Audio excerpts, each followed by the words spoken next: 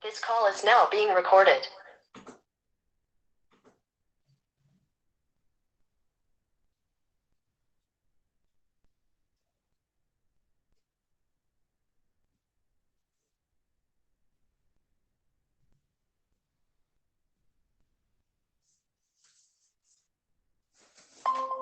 Professor, Oi.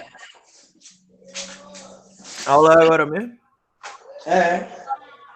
Que ninguém chegou ainda. Mandar mensagem aqui pro povo. Aí, 5 minutinhos. Ver se o pessoal entra aí.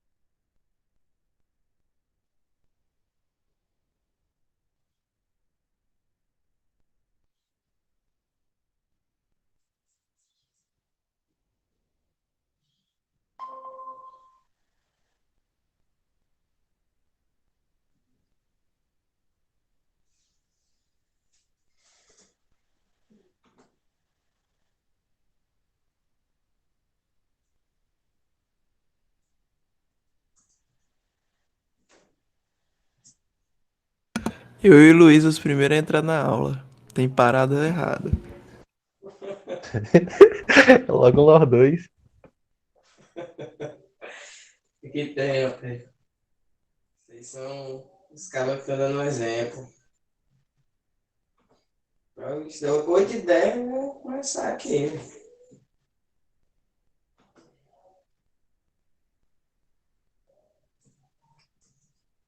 São duas pessoas.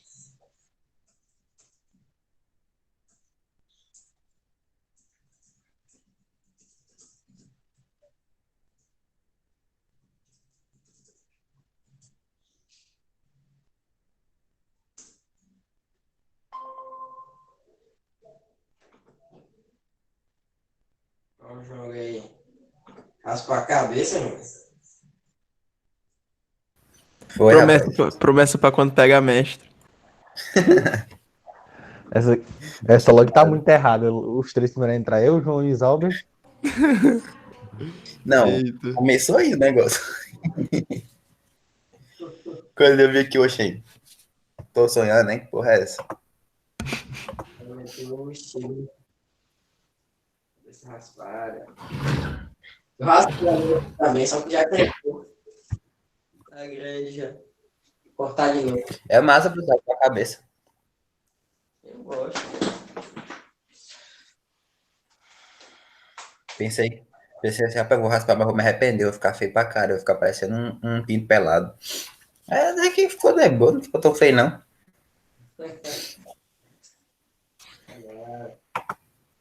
Só quando o cabra já é fake, né? Aí fica. Já você é mister. Eu vi.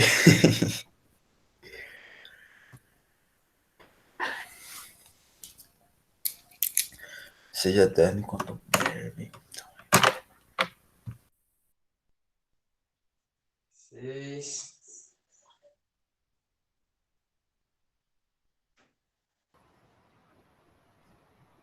Bom dia. Vamos ver. Você entra mais ou menos uns 10 pessoas.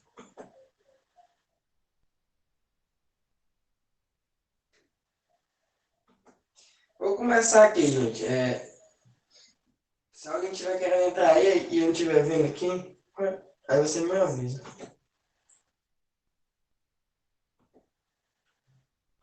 Nós vamos corrigir, né?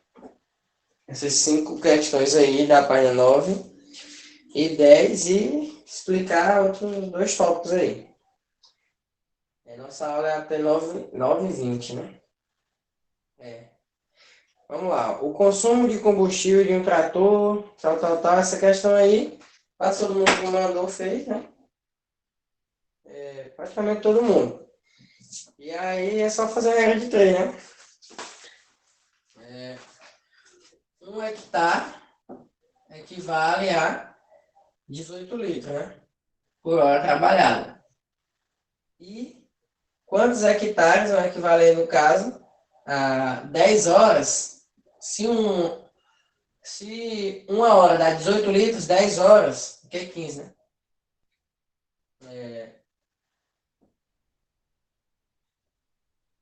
É de 18 litros por hora. Esse mesmo consumo por hora trabalhada é de 15 litros por hectare. Então, 1 hectare, 15 litros.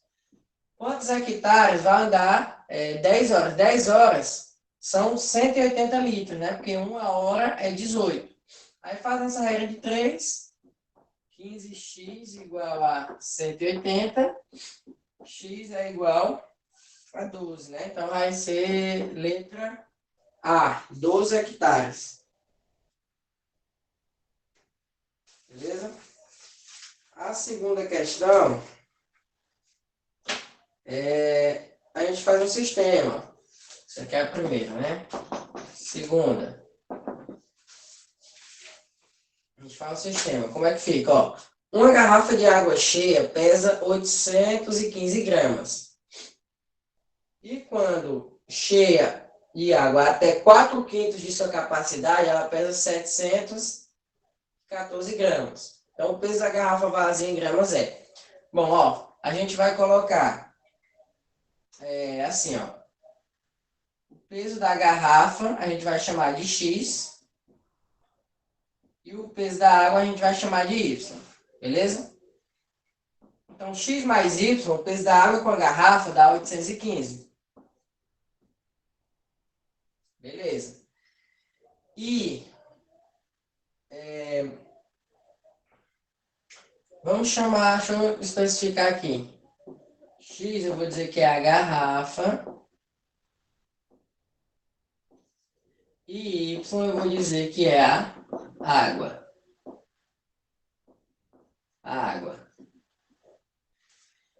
Beleza? Então, o peso da garrafa mais o peso da água dá 815. E o peso da garrafa mais 4/5, ó, do peso da água, né? Dá 714. Então, foi isso que a questão aí me falou, né? Aí agora é só resolver esse sistema aí. Para ficar mais fácil, você pode multiplicar tudo isso aqui por 5, ó. Aí vai ficar 5x, né? Vou reescrever ele aqui, ó. O de cima eu vou repetir. X mais y igual a 815. Se eu multiplicar todos esses por 5 aqui, vai ficar 5x. Esse 5 vai cancelar com esse 5. Vai ficar 4y. E 714 vezes 5 vai dar 3.750.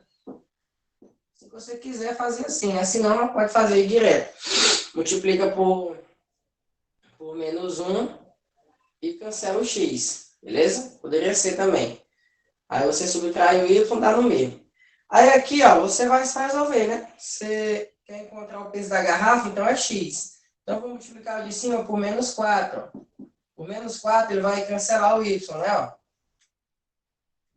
Vai ficar menos 4x menos 4y igual a menos 815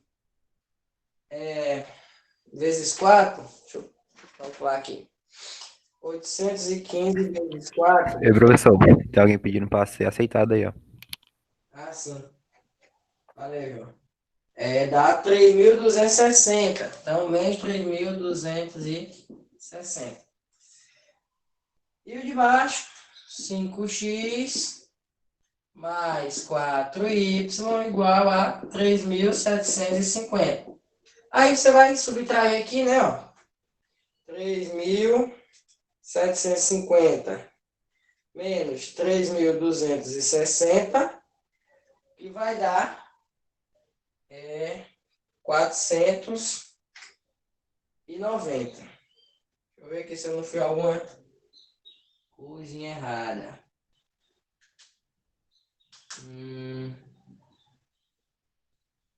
Fiz a garrafa vazia. Eu chamei o X de garrafa, não foi? Foi. X é a garrafa. 714 vezes 5. Ah, tá errado. É aqui, gente, ó. Eu troquei bem aqui, ó. É 3.570, tá? Eu botei 3.750. É o contrário aqui, ó. 5 com 7, tá? Isso que não tá dando certo. 3.570. Então, aqui é 3.570. 3.570, beleza? Aí, subtraindo aí, você vai encontrar x igual a 310. 310. Então, o peso da garrafa é esse aí, 310 gramas. Beleza? Depois eu vou colocar essa mesma aula lá no YouTube como aula de hoje, para quem quiser assistir depois, ou quem não puder entrar na aula, quem entrar atrasado, ver do começo. Beleza? Posso apagar? Pode. Beleza.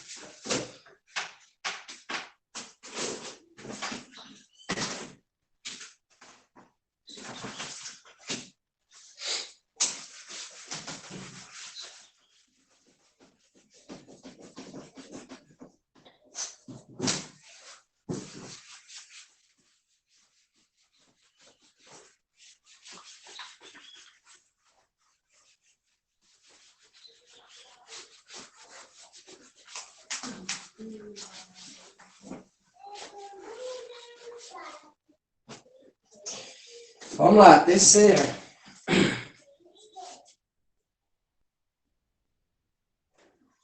Terceira questão. Muito fácil também. Determinar os valores de m para que a equação admita duas raízes reais iguais. Quem é a equação? Ó, 3x ao quadrado menos mx mais 4. Né? 3x ao quadrado menos mx mais 4 igual a zero. Você vai calcular o delta. Delta, b ao quadrado, menos 4 vezes a vezes c. Só que nisso, o m, né, ele faz parte do termo b. Então, vai ficar b ao quadrado, no caso é o m, ó, menos m ao quadrado, menos 4 vezes a, que é o 3, vezes o c, que é o 4. Aí, isso aqui vai restar aqui. M ao quadrado menos 3 vezes 3... 48. 48, exatamente. 48. Aí, isso aqui é o delta, né? Para ter duas raízes reais iguais, o delta tem que ser zero. Então, você tem que igualar a zero, para saber quem é o m. Aí vai ficar m ao quadrado igual a 48. Aí você vai fatorar aí. Você vai ficar com quem? 4 raiz de 3, né? Beleza? Só isso. Tá dando para enxergar aí, gente? Tô achando esse azul meio fraco. Esse pincel azul. Vamos lá para a quarta. Quarta questão.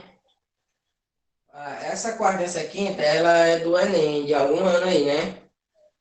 Para vocês verem como é as questões do Enem. Igual eu falei lá na aula ali, acho que foi na aula da semana passada, que eu gravei.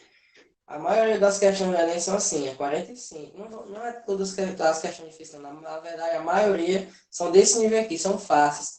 Tem umas 5, 6, umas 7, assim, difíceis que você vai gastar muito tempo para tentar fazer, se você conseguir. Então, as questões que não compensam você tentar fazer, né? Porque você vai demorar muito tempo. E o resto é fácil e média. Então, todo mundo tem condição de acertar se você souber o básico de cada assunto. Então, 30 questões no Enem, eu acho que dá mais 700 pontos. Mais 750. E aí vai. Quarta questão.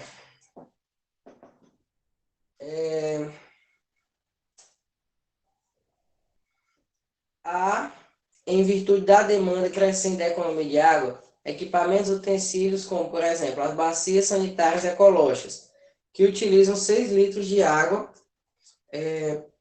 6 litros de água por descarga, em vez dos 15 litros utilizados por bacia sanitária não ecológica. Beleza. É o vaso, né?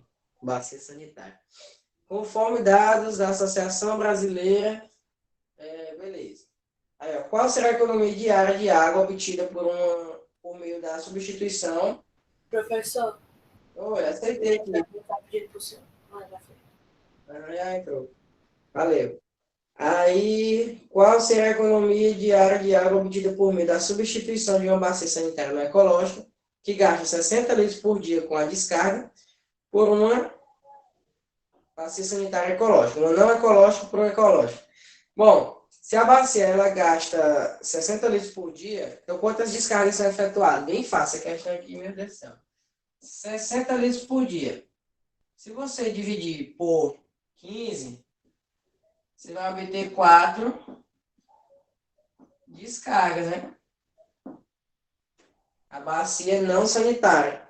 Como a bacia sanitária, ela vai ser 6 litros, né? 6 litros. Então, 4 descargas vezes 6 litros vai dar 24 litros. Então, a bacia sanitária vai gastar 24 litros por dia e a outra 60. Então, quantos litros vai economizar? 60 litros menos 24 litros. Que vai dar 36 litros aí de economia. Então, essa questão aí, boinha.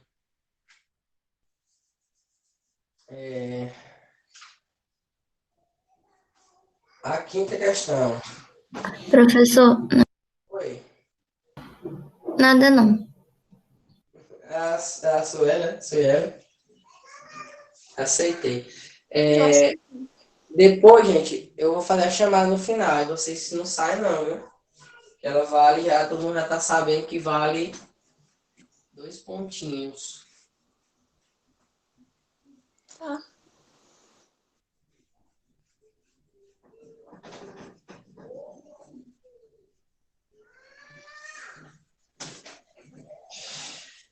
Quinta questão é mais fácil ainda, né? Só para você montar a equação aí, né? O prefeito de uma cidade deseja construir uma rodovia para dar acesso a outro município. Para isso foi aberta a licitação, tal. Aí, ó, a primeira cobrou 100 mil por quilômetro, acrescidos de 350 mil. Então, vamos botar aqui. Quinta questão. 100 mil por quilômetro. Nas alternativas, ele chamou os quilômetros de N. Então, 100 mil vezes N, né? Mais 350 mil fixos, ou seja, sem multiplicar por nada, é fixo. E a outra, cobrou 120 mil vezes N. Vou colocar aqui embaixo, tá? Ó, mais 150 mil. E aí a gente pode cortar um monte de zero, né? Simplificar. Pelo menos 4 zeros aí. Melhor 3, para ficar igual com a alternativa. Ó. Então, cortando 3 zeros de todo mundo, simplificando por 1000, como é que vai ficar? 100N mais 350 é igual a 120N mais 150. Aí a gente vê aí que a resposta é a letra A. Não tem segredo. Do ponto de vista econômico, qual a equação possibilita encontrar a extensão da rodovia que tornaria indiferente para a prefeitura escolher qualquer uma das propostas? Bom, você tinha que igualar uma com a outra, né? A da primeira licitação com a da segunda. E aí, simplificando, chega nisso, né? Mais fácil impossível. Vamos lá, ó. Vamos lá para a página 11, tá? falar sobre funções, produto cartesiano, essas coisinhas aí vocês viram lá no primeiro ano e é fácil também, só vamos relembrar, beleza?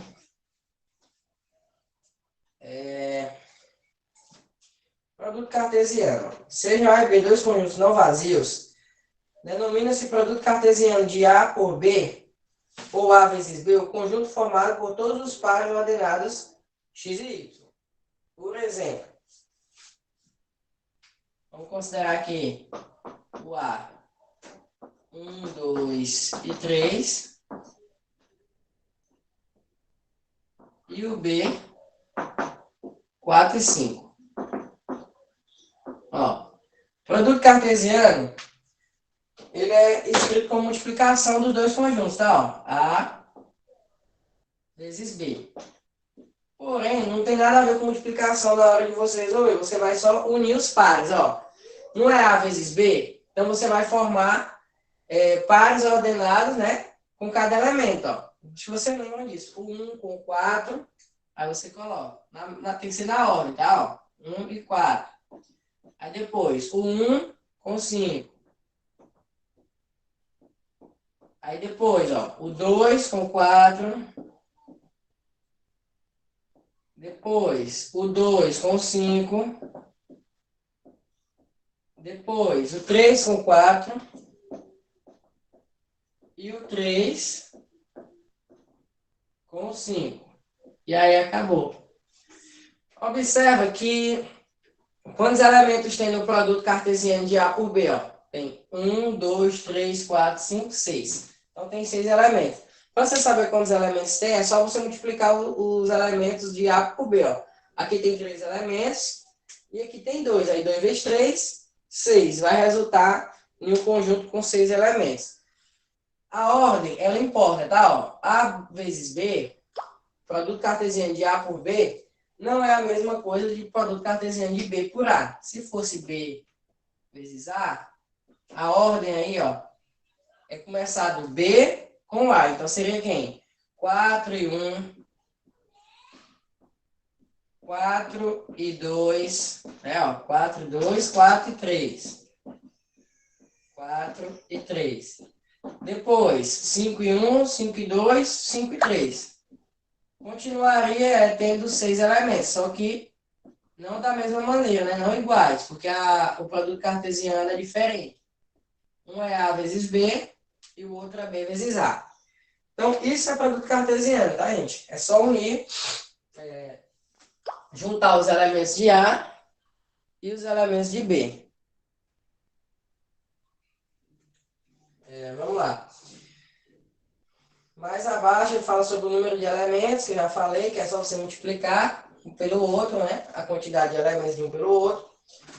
Aí ele fala da representação de A vezes B, que é isso aqui, tá? Ó. Colocar na forma do produto cartesiano a representação.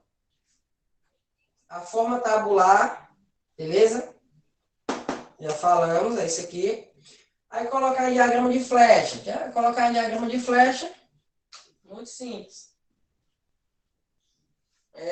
Vamos supor aqui que eu vou fazer o A vezes B, tá? Ó. 1, 2 e 3. E o B, 4 e 5. Lembrando, pessoal, que isso aqui não é função, tá? Vocês vão ver já como que é a função no relembrar, né? Nos balãozinhos aqui, nos diagramas. Não é qualquer diagrama que representa uma função. Porém, isso não quer dizer que você só vai usar diagramas se for função. Você pode usar para representar um diagrama para fazer qualquer coisa. Tá? Então, no caso, seria quem? Ó? 1 e 4, 1 e 5, 2 e 4, 2 e 5, 3 e 4, 3 e 5. Então, tranquilo isso aí. Aí tem gráfico cartesiano aí, ó. Eu não vou fazer ele porque vocês podem observar aí na página 11. Ó. O que ele fez? Ele só colocou os pontos. Tá? Colocou os pontos. 1 e 4, 1 e 5. No caso, não foi esses pontos, né? Porque o exemplo que ele deu no livro foi outro. Ó. Ele deu exemplo 2 e 3, 2 e 4. No A, 2, 3 e 4, no B, 4 e 5. Eu coloquei 1, 2, 3 e 4 e 5. Não tem problema. Então, aqui, ó, no gráfico, tá? Ele só colocou os pares ordenados. E aí você vê que não formou nada, não formou uma reta, não formou uma parábola. Então, isso aí é só a representação de de um produto cartesiano de dois conjuntos. Tá? Não precisa ser necessariamente uma função. Aí mais abaixo ele fala sobre a relação. Ó. Essa relação aqui é algo que acontece dentro da forma tabular, tá? Você vai observar alguma relação que a questão vai te dizer. Por exemplo, ó, vamos ler aí. Das dois conjuntos A e B, chamamos relação de A e B qualquer subconjunto de A vezes B. Por exemplo, ó, quantos subconjuntos eu tenho aqui? 1, 2, 3, 4, 5, 6. Beleza. Tenho 6 elementos. Então, eu tenho muito subconjunto aí. Vocês sabem que subconjunto para mim saber quantos subconjuntos tem, eu tenho que pegar 2 elevado a n. Lembra lá dos conjuntos? Né? Como eu tenho 6 elementos, então 2 elevado a 6. Ia dar o quê? 64 subconjuntos. Então, um monte. Aí ele vai te dizer uma questão. Por exemplo, a relação em que a soma dos elementos dos pares lá, né, de cada par ordenado é ímpar. Então, quais são os que fazem parte dessa relação? Ó, 4 mais 1, 5. Então, esse par ordenado aí, 1 e 4, ele faz parte da relação que eu estou pedindo, né, que a questão está pedindo, que é a soma dos pares ordenados serem ímpares. Ó, 1 e 5 não vai, 2 e 4 não vai, 2 e 5 vai, porque é 7, né, ó. 3 e 4 também vai, e só. E esses são os únicos pares ordenados em que a soma dos elementos aí, né? São os únicos elementos em que a soma dos pares ordenados é ímpar. Então, eu posso ter infinitas relações, tá? A questão pode pedir infinitas relações. Por exemplo, outra, a divisão de um pelo outro dá um resultado exato. Não tem nenhum, né? Poderia ser esse aqui, ó, 4 dividido por 2, dá 2, é o único. Então, ele pode te perguntar várias coisas. A soma dos pares ordenados ser um número primo, e aí vai. Aí você coloca lá a relação que ele te pediu. Aqui no livro ele trouxe 4 relações aqui, ó. Só que ele não especificou, né? Aqui em cima, na página 11, no canto direito, ó. Ele deu a relação 1. O que é essa relação aí? Ó? Ele não especificou. O que, é que a gente pode deduzir que é? Deve ser que a soma dos pares aí seja maior que 5, maior ou igual que 6, enfim, ele não falou.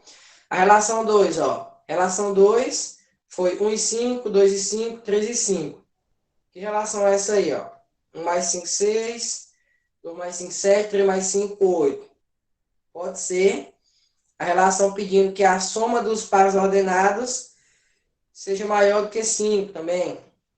E por aí vai. Então, pode ser infinitas relações, né? Tem várias coisas que ele pode te perguntar de acordo com o produto cartesiano. Então, é só isso. Aí a gente vai entrar aí falando sobre funções. Vamos, deixa eu apagar aqui. Pode apagar, né, gente? Aí é só você acompanhando pelo livro que dá certo. Tá bem resumido. Pode. Pode.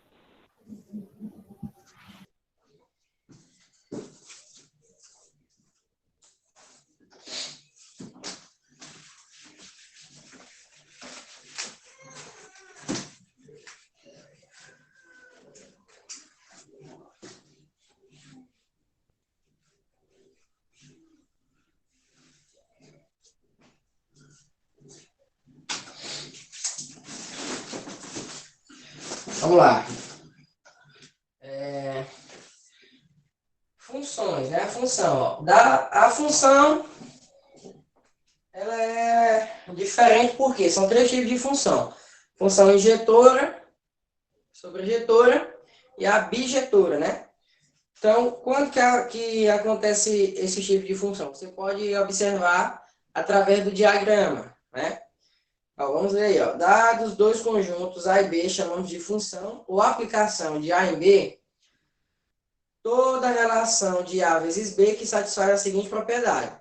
Para todo x pertencente a A, existe um único x, existe um único y pertencente a B.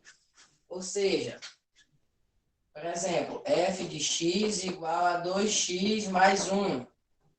Qualquer valor de x que eu colocar, eu vou encontrar um valor para o y, né? Porque o f de x é como se fosse o y, vocês lembram. Então, vamos supor que eu vou colocar aqui 1 no x. Quanto que vai dar no y? 2 vezes 1, mais 1, 3. Vai dar 3. Colocar 0. Se eu colocar 0, vai dar 1. Se eu colocar menos 1. Se eu colocar menos 1, 2 vezes menos 1, menos 2. Menos 2 mais 1, menos 1. Eu posso criar infinitos pares ordenados, né? Porém, ó, qualquer valor que eu colocar em x, eu vou ter um único valor no y, né? Ó, 1, 0 e menos 1. Vai dar aqui 3, 1 e menos 1. Né? Conjunto A, conjunto B. Relembrando, a gente chama esse primeiro aqui, ó, de domínio. E esse segundo aqui a gente chama de contradomínio.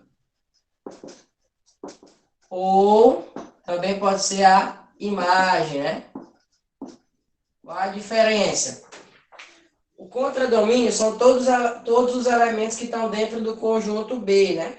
Do conjunto que recebe, né? O Y. E a imagem são todos os elementos que têm ligação com o A, ou seja, que tem imagem em A. Então, nesse caso aqui, ó, o contradomínio e a imagem é o mesmo conjunto. Por quê? Porque aqui não está sobrando nenhum elemento.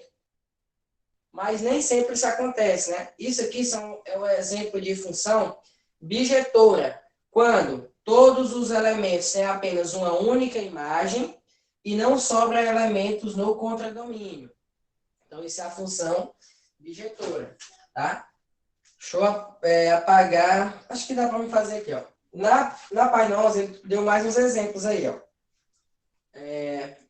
Assim consideramos os conjuntos A e B. Aí ele deu relação 1, 2, 3 e 4. Aí vamos lá embaixo, ó. Observação. R1 e R2, que são os dois primeiros diagramas, são funções, pois todos os elementos do conjunto A têm um único correspondente no conjunto B. Ó, no primeiro aqui, ó, observa que o 1 e o 2 estão ligados no 3. Isso pode acontecer, tá? O que não pode acontecer é o contrário. Vamos colocar aqui 1 e 2. Vamos colocar aqui 3 e 4. Conjunto A, conjunto B. Ó, o que não pode acontecer é isso, ó. Isso não, na verdade, o que não pode acontecer é isso aqui, ó. Um elemento ter duas imagens, né? Você lembra que da primeira vez que vocês aprenderam, a gente chamava isso aqui de conjunto das mães e isso aqui de conjunto dos filhos, né? Então, duas mães não pode ser mãe de um filho, né? A grosso modo, a gente aprendia desse jeito, no início, lá no nono ano. E aqui a gente já vai falar mesmo como que deve ser. Um elemento não pode ter duas imagens. Então, isso aqui não é função se acontecer. O que acontece é justamente o contrário. O 3, ele é a imagem de dois elementos. Isso pode acontecer. Tá? Uma mãe aqui, ela pode ter mais de um filho, né? No caso, se você confundir isso aí, você pode dizer esse raciocínio. E ainda tinha um 3 aqui, né? Ó, 3 aqui ligando aqui no 4. Beleza? Isso aqui, quando acontecer, é função. O que não pode acontecer? Sobrar elementos no domínio. Por exemplo, se esse 3 aqui não tivesse imagem lá no 4, isso aqui não seria uma função. Por quê? Porque está sobrando um elemento no contradomínio. Por exemplo, ó, se eu substituir bem que o x por 3, não vai dar um resultado? Vai, obviamente ele vai ter uma imagem. Então, como que não está ligado, né? Não pode. Então, todos os elementos do domínio têm que ter ligação com o contradomínio. Eles têm que ter imagem. Se não tiver imagem, o diagrama não representa uma função. Não é que esse diagrama não pode existir, que ele está errado, não é isso. Ele só não representa uma função. Ele é um diagramazinho lá, ele representa o quê? Uma relação, tá? Ou um produto cartesiano de alguma coisa. Só não representa uma função. Beleza? Aí o R2, ó, ele também é função. Se você observar aí, tá sobrando um elemento 4. Vamos ligar o 3 aqui, ó. Tá sobrando o elemento 4. Pode sobrar elementos no contradomínio? Pode sim. Por exemplo, pode ter uma função que eu substitua vários valores naturais e não dê nenhum dos resultados que tem aqui. Por exemplo, se aqui fosse, no lugar desse 4, fosse 3,5. Qual o número natural que eu ia substituir aqui que desse 3,5? Número natural? Nenhum. Então, obviamente, não tem problema sobrar aqui um 3,5. Por quê? Porque é um número que não vai ser alcançado na minha função, porque ela está exigindo que eu só substitua por números naturais.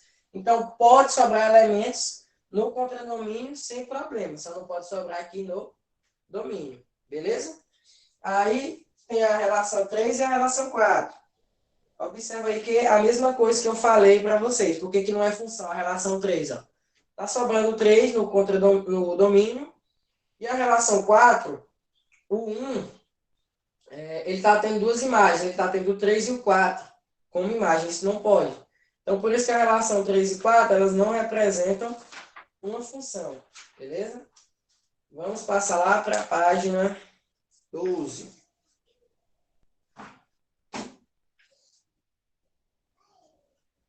Dá um minutinho aí para vocês copiar, beleza, gente? Vou tomar uma água bem aqui.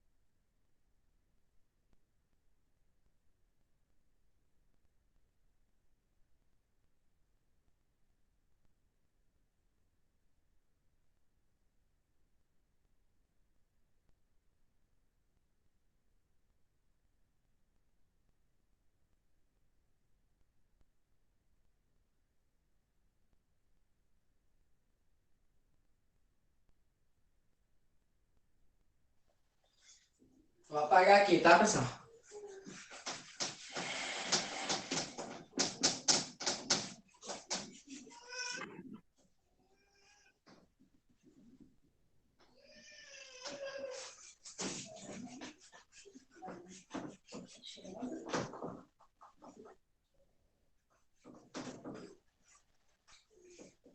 Vamos lá.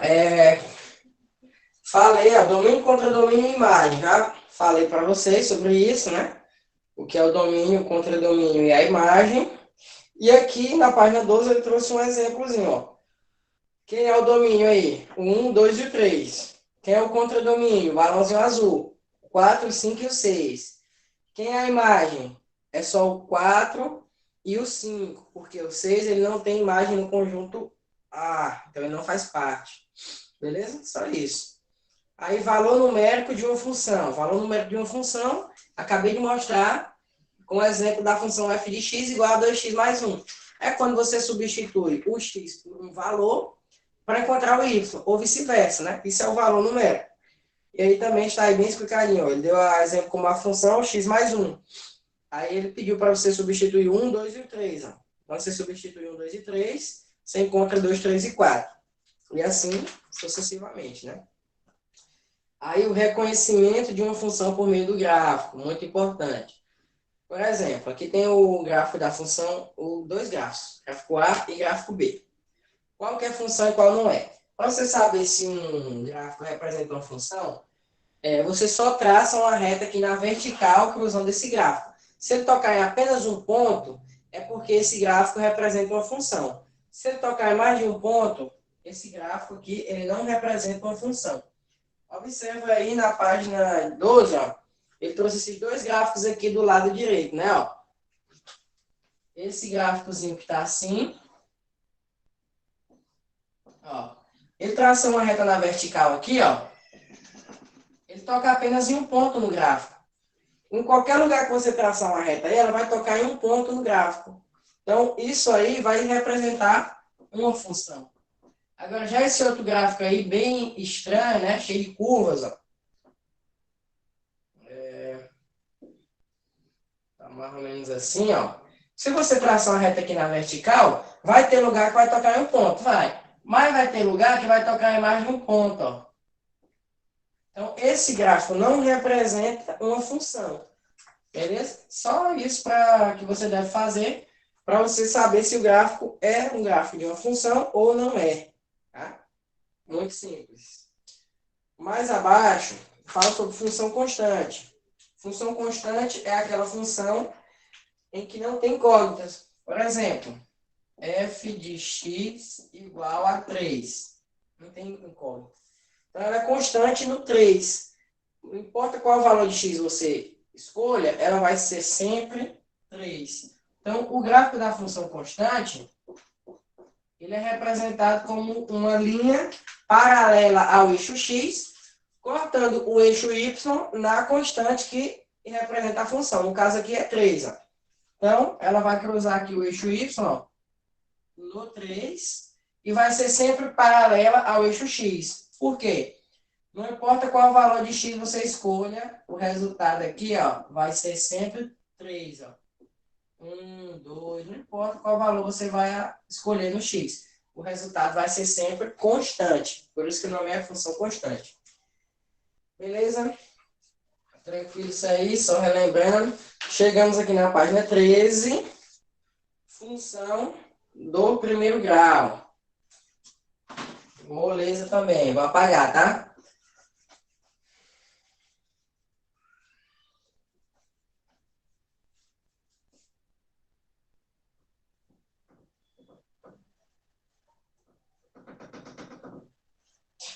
A função do primeiro grau é uma reta, né? O gráfico dela é sempre uma reta.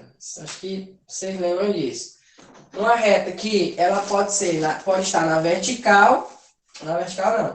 Ela pode ser crescente ou pode ser decrescente, né? O que vai definir isso? É o valor do termo A. Por exemplo, toda função do primeiro grau ela é da forma ax mais b. Exemplo. 2x mais 4. Onde? Aqui, ó. O A está sendo o 2 e o B está sendo o 4. Isso aí vai ser uma função crescente. Por quê? Porque o termo A é positivo. Se o termo A for maior do que zero, a função é crescente. Se o termo A for negativo, ou seja, menor do que zero, a função é decrescente. Tá bom? E isso aí eu acredito que todo mundo se lembra, né? O termo A ele não pode ser zero, né? Porque se o termo A for zero, vai ficar só o B, vai se tornar uma função constante. Beleza? E o que vai trazendo aí? Ó? Representação gráfica da função polinomial. Uma reta, como já falei. Uma reta não paralela a nenhum dos eixos. Meio que óbvio, né? Não pode ser paralela a nenhum dos eixos. Tranquilo. O que mais tem falando aí? A raiz da função, né? É quando você troca o f de x por zero. No caso, o y tem que ser zero, né? Então, qual seria a raiz dessa função? Só igualar ela a zero. Então, daria x igual a menos 2. Daria para ordenado 0. 0 não. Daria para ordenado menos 2 e 0. Né? Esse daí é o zero da função. Toda função tem o seu zero da função, né? Aí, ó, ele fala também sobre o coeficiente linear, que a gente já estudou, coeficiente linear da reta, no nosso, acho que foi no 4º livro agora, do primeiro semestre, né? A gente fez o estudo das retas, coeficiente angular, coeficiente linear, né? Mas, para vocês verem que vocês já viram isso antes, sem saber o que era, né? Coeficiente linear, sem ter muita utilidade. Tem que ter mais utilidade no terceiro ano. E aí, ó, a ordenada do ponto em que a reta intersecta o eixo y é o coeficiente linear da reta. Quem é o coeficiente linear dessa reta? É o 4, né? É quando o x é zero, tá? Ó, quando eu troco o x por zero, vai ficar 0, 2 vezes 0, 0, sobra só o 4. Ou seja, o coeficiente linear de uma função do primeiro grau é sempre o termo b. Tá? Por quê? Porque quando o grafo intercepta aqui o eixo y, para você fazer o gráfico, né, gente? Agora, você só precisa de 2 pontos. E geralmente eu pego o zero da função e o coeficiente linear, né? Ó, menos 2 e 0, menos 2 no x. No caso, vou dizer que é aqui, ó, menos 2 e 0. E o outro é 0 e 4, vou dizer que é aqui, ó, 0 e 4. Então, o gráfico dessa função aqui, ela vai fazer mais ou menos esse cortezinho aqui, né? E o coeficiente linear é justamente o 4, tá? Por quê? Porque é onde o gráfico está tocando o eixo y. Beleza? Aí, no livro aí, ele dá o exemplo A, ó, de uma função y igual a 2x mais 6. Ela é crescente, né? Você está observando aí, pelo desenho da reta. Já na letra B, ele coloca y igual a menos x mais 2. É decrescente, né? Você está observando aí. Então, não tem muito segredo. E na letra C, ele coloca a função identidade, né? Quando y é igual a x. Né? Quando os valores de x são sempre iguais aos valores de y. Você trocar x por 0, vai ser 0. X por 2 vai ser 2. E assim sucessivamente. Beleza? Então, isso aí são as funções do primeiro grau. Tem uma atividade, mas a gente vai agora passar lá para a função do segundo grau.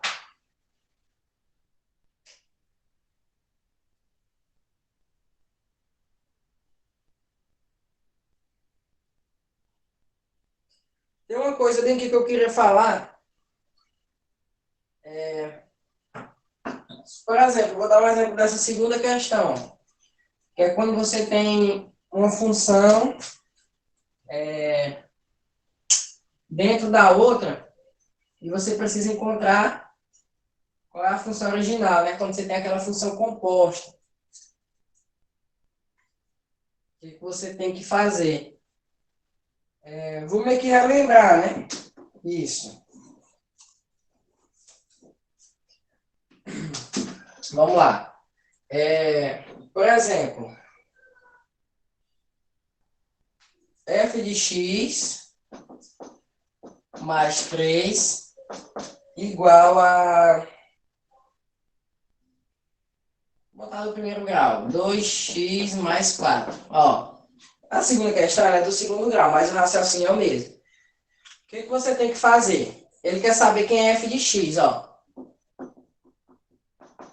Essa função aqui, ela é a função f de x mais 3. Para saber quem é o f de x, ó, eu tenho que pegar esse x mais 3 e igualar a uma constante, né? Que eu vou chamar de k.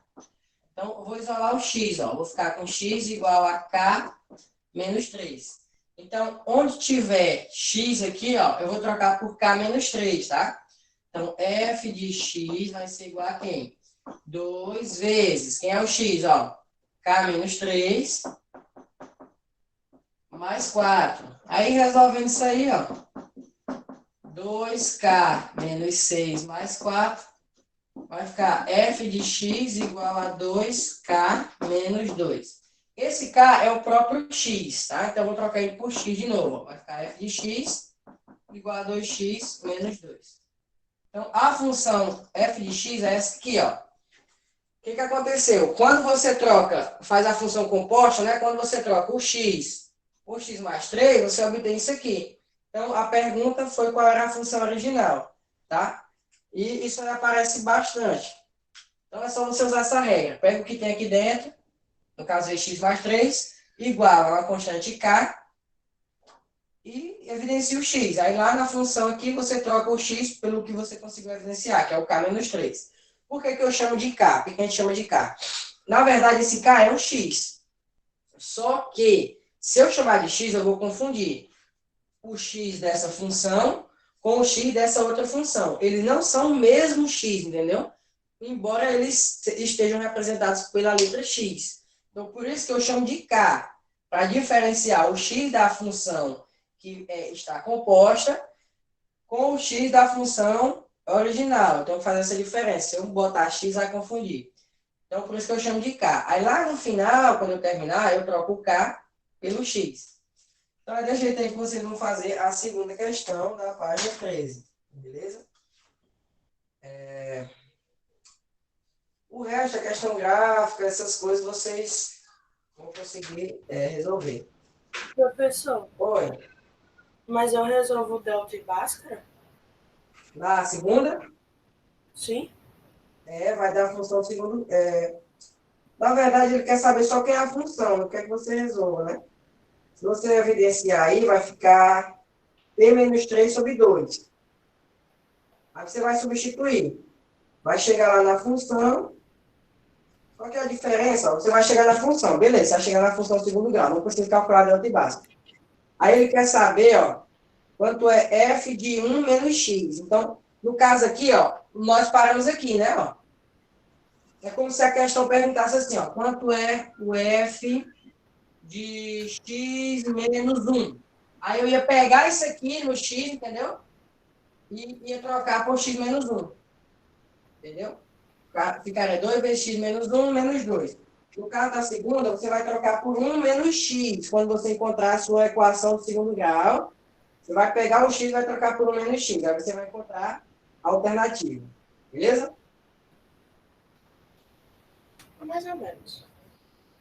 Tenta aí que vai dar certo. Você vai fazer isso aqui, que a gente fez. Só que vai dar a função do segundo grau. Como tu falou, não precisa tu resolver ela. Você vai chegar em x ao quadrado menos 3x mais 1.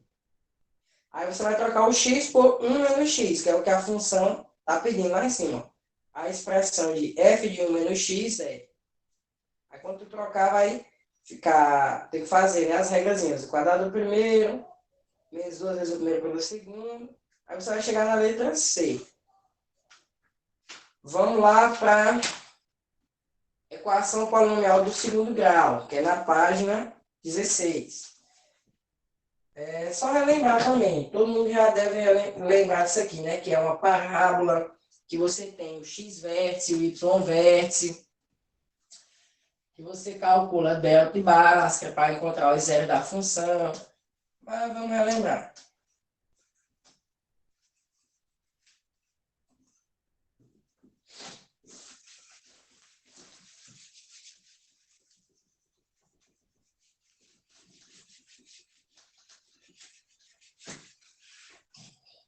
Vamos lá. Toda função polinomial do segundo grau, ela é da forma f de x igual a ax ao quadrado mais bx mais c, né? Com a diferente de zero. Assim como lá no primeiro grau. Beleza. Aí, geralmente as funções do segundo grau, elas resultam em delta e Bhaskara para você encontrar quem são os zeros da função. Por exemplo, f de x igual a x ao quadrado menos 5x mais 6. Ó, se você for calcular delta e Bhaskara, você vai encontrar as raízes aqui como x1 igual a 2 e x2 igual a 3. Então, esses são os zeros da função, né? É quando y é zero. Quando tu troca o y por zero, que no caso é o f de x, você encontra duas raízes agora, porque é do segundo grau.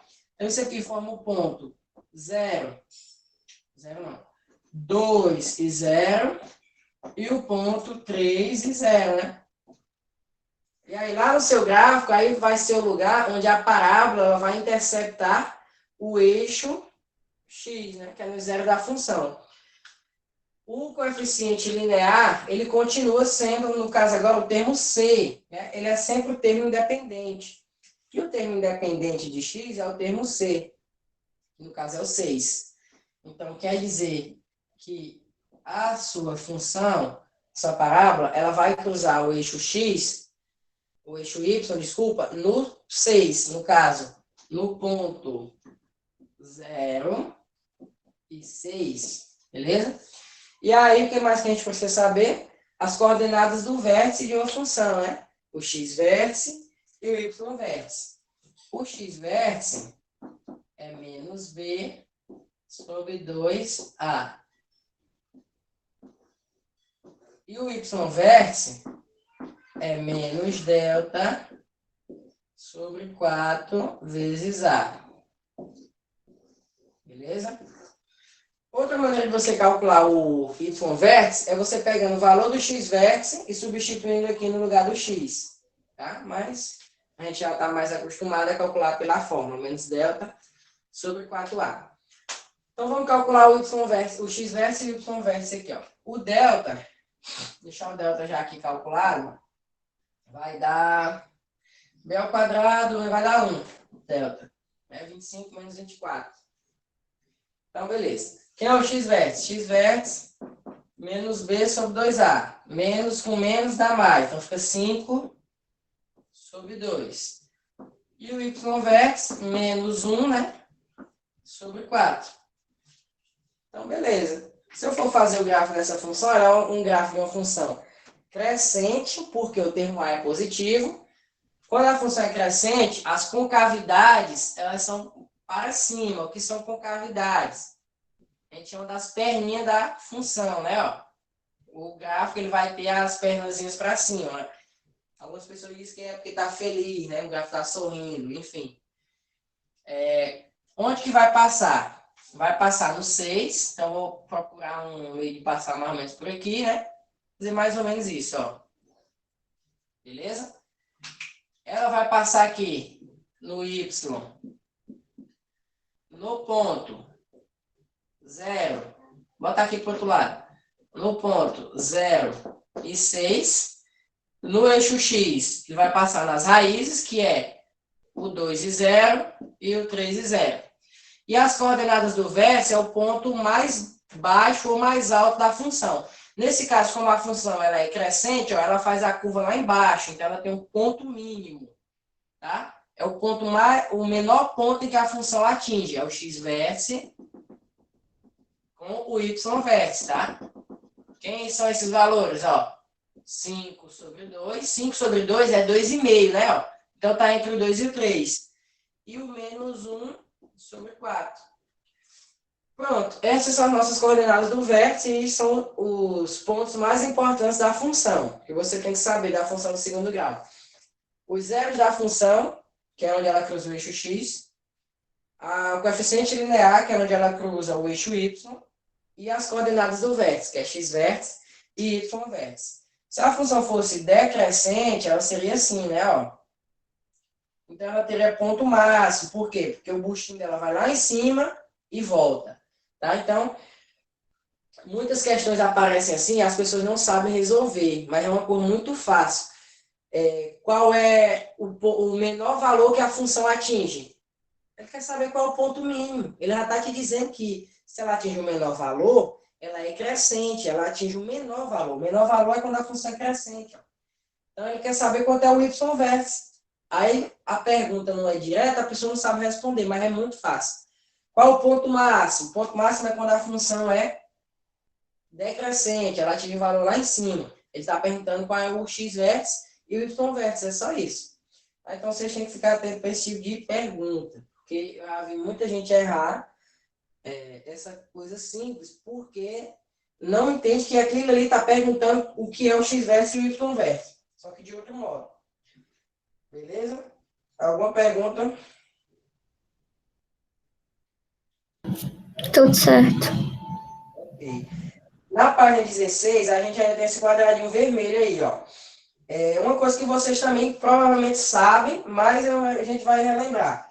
Ó, quando que o gráfico ele vai ter, o gráfico da função vai ter duas raízes, né? Quando o delta for maior que zero, você vai encontrar duas raízes para a sua função.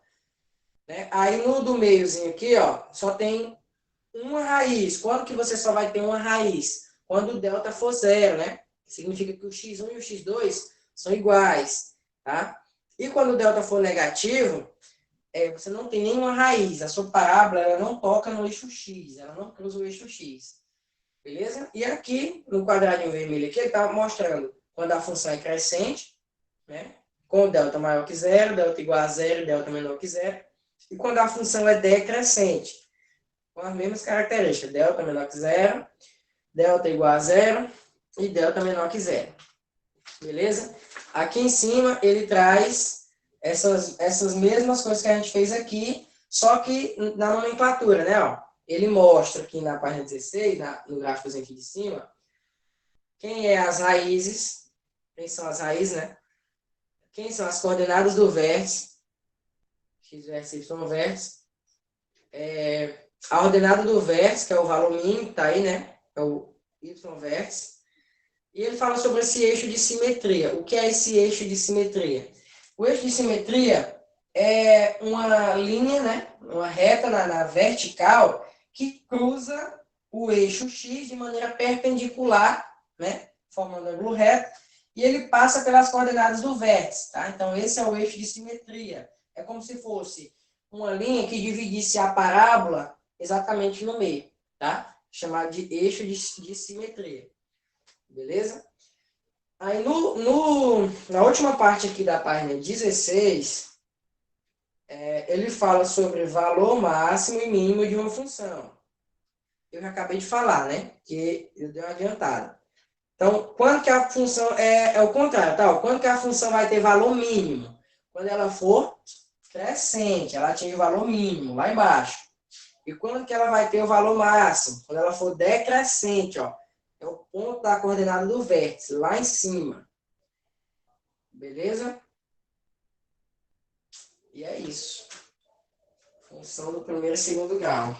Só é grande porque lá no primeiro ano, vocês viram a função do primeiro e do segundo grau, mais ou menos, gente, em um mês. Foi um mês para vocês verem, né? E agora vocês veem um dia. Você vê como vocês estão inteligentes. Posso apagar? Pode apagar. Beleza.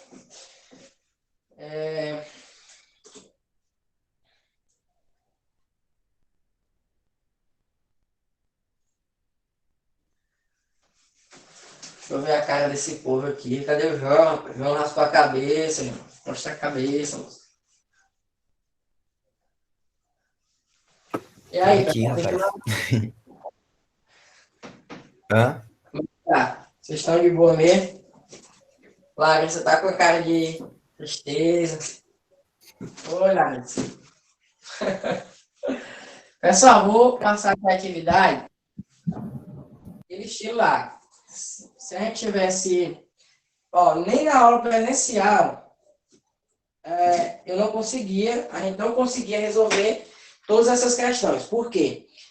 Se vocês for fazer a conta aí comigo, são dois tópicos por dia, né, para poder dar tempo. E 10 questões para corrigir, então 20. Né? Aí já é muito complicado você corrigir 20 questões e explicar 2 tópicos em um dia, não tem nem condição. Então, a gente vai fazer isso que a gente já combinou. Vamos fazer as atividades até o final. Quando chegar lá no final, a gente terminar de revisar tudo, eu gosto de começar a resolver os Enems com vocês. Os Enem de 2019, de 2018. Eu acho mais produtivo do que resolver essas questões de FUVEST, essas coisas assim. Então, se sobrar tempo, a gente volta e refaz algumas questões das tarefas complementares.